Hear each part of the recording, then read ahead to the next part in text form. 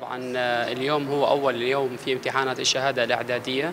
طبعا هذا المركز يحتوي على طلاب الشهادة الإعدادية، اليوم مخصص أول يوم، وفي الغد هو اليوم الأول للشهادة الثانوية. طبعا عدد طلاب الشهادة الإعدادية 178، وطلاب الشهادة الثانوية 264.